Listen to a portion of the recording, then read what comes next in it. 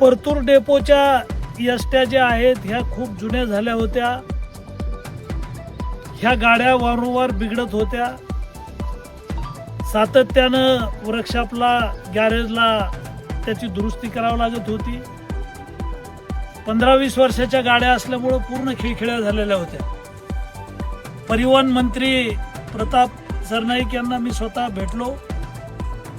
त्यांना भेटून अधिवेशन काळात मी पत्र दिलं. विधानसभेत आपल्या डेपोची बाजू मांडली. शाळेच्या मुली आहेत, सर्वसामान्य लोक आहेत, यांच्यासाठी नवीन एसट्या दिल्या पाहिजे अशा प्रकारची भूमिका सभागृहातही मांडली. मंत्री महोदयांकडे पत्र दिलं आणि आम्हाला तळाला त्यांनी 10 गाड्या दिल्या. डेपो मॅनेजरनं अशाच प्रकारचा त्यावेळेला एक चांगला कार्यक्रम डेपोमध्ये घेतला. आताही नवीन 5 गाड्याच्या संदर्भात मुंबईच्या पहिल्या अधिवेशनापासून कालच्या अधिवेशनापर्यंत पाठपुरावा केला आणि आपल्याला पुन्हा 5 गाड्या मंत्री महोदयांनी दिलेल्या आहेत. आज ह्या गाड्यांचं लोकार्पण झालेलं आहे. एक काळ असा होता की आपल्या मतदारसंघात 300 गावं आहेत. 100 गावात बैलगाडी जात नव्हती. 100 गावातल्या लोकांनी एसटीचं तोंड पाहिलं नाही आणि एसटीनं गाडीचं तोंड पाहिलं नाही. म्हणजे गावातल्या लोकांनी गाडी पाहिली नाही आणि गाडीनं गाव पाहिलं नाही. असे 100 गाव होते की तिथं वाहन जात नव्हतं. आज 300 गावात डांबरीकरणाचे रस्ते झालेले आहेत. कोण्या गावाला 10 कोटीचा रस्ता आहे, 15 कोटीचा रस्ता आहे, 20 कोटीचा रस्ता आहे. आताच आपण पर्यटन क्षेत्र शंभूदेव, महादेव, नांगरतास, ओंकारेश्वर, गोखरेश्वर या रस्त्याला 15 कोटी रुपये आणलेले आहेत. वाटूर जयपूर रस्त्यावर मागच्या वर्षी 16 कोटी आणि या वर्षी 10 कोटी. म्हणजे आता एकही गाव नाही आहे की त्या गावाला रस्ता नाही. आता एसटी महामंडळाला हे काही साहेब सांगायचं काम नाही की तुमच्या गावाला डांबरीकरणाचा रस्ता नाही आणि तुम्ही आता बांधकाम विभागाचं प्रमाणपत्र आणा.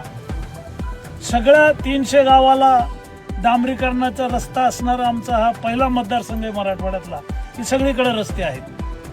आमचे सभापती आहेत, उपसभापती आहेत, यांना सूचना देतो की तुम्ही तातडीनं यांना कागदावर एक प्रमाणपत्र लागेल सार्वजनिक बांधकामचं, जिल्हा परिषदचं पत्र लागेल की इथं गाडी जाण्यासारखा रस्ता आहे. ते एक प्रोसिजर आहे. पण मी तुम्हाला खात्रीने सांगतो की 300 गावात आता डांबरीकरणाचे रस्ते, काही गावात सिमेंट कॉन्क्रीटचे मोठे रोड गावाला जायला केलेले आहेत. त्याच्यामुळं अधिक गाड्या तुम्हाला तुमच्या कार्यक्षेत्रात सोडाव्या लागतील. कारण आता रस्ते टकाटक आहेत, चांगले आहेत. डेपो मॅनेजर आल्यापासून त्यांनी इथं खूप प्रगती केली, झाडं लावले. वर्षातून एकदा दोनदा आम्हालाही बोलतात आणि एक चांगलं आहे की निधी फार काही त्रास देत नाही निधी मागायला. तर मी त्यांच्या कामाचं कौतुक याच्यासाठी केलं की माझ्या शिफारशीनं त्या इथं आलेल्या आहेत. त्यांची काही अद्यापपर्यंत माझ्याकडे कोणाची तक्रार नाही आहे. फक्त सूचना एकच आपल्याला दोघांना आहे की जिथं जिथं आम्ही 15 कोटी, 10 कोटी, 20 कोटी खर्च करून रस्ते केलेत, 5 कोटी रुपये खर्च करून रस्ते केलेत आणि गावं आणि लोक, गरीब लोक तुमची एसटीची वाट पाहत आहे. एसटीचं ब्रीद वाक्य आहे, बहुजन हिताय बहुजन सुखाय. म्हणजे एसटी महामंडळ हे काही पैसे कमवायसाठी नाही, तुमच्या कार्यक्षेत्रात एकूण एक गावाला सेवा द्यायची. एकीकडं पोलीस, RTO खाजगी वाहनं चालू देत नाही. तरुण पोरांनी बँकेतून कर्ज घेऊन वाहनं घेतलेत, त्यांची वाहनं पोलीस बंद करतात, RTO बंद करतात. आणि दुसरीकडं एसटी महामंडळ फायद्यात कसं येईल, नफ्यात कसं येईल, अधिक पैसा कसा मिळेल. आपलं ब्रीद वाक्य विसरायला नको, बहुजन हिताय बहुजन सुखाय. म्हणजे मी ते एसटीत बसल्यावर वाचायचो, मला आज आठवण झाली. तर ते वाक्य आपलं आहे, जनसेवेसाठी एसटी महामंडळ आहे, जनतेसाठी. जिथं जिथं डांबरीकरणाचे पक्के रस्ते झालेले आहेत तिथे गाड्या सोडल्या पाहिजे. अशा प्रकारची आपल्याला सगळ्यांना आता माझी विनंती, माझा सूचना आहे.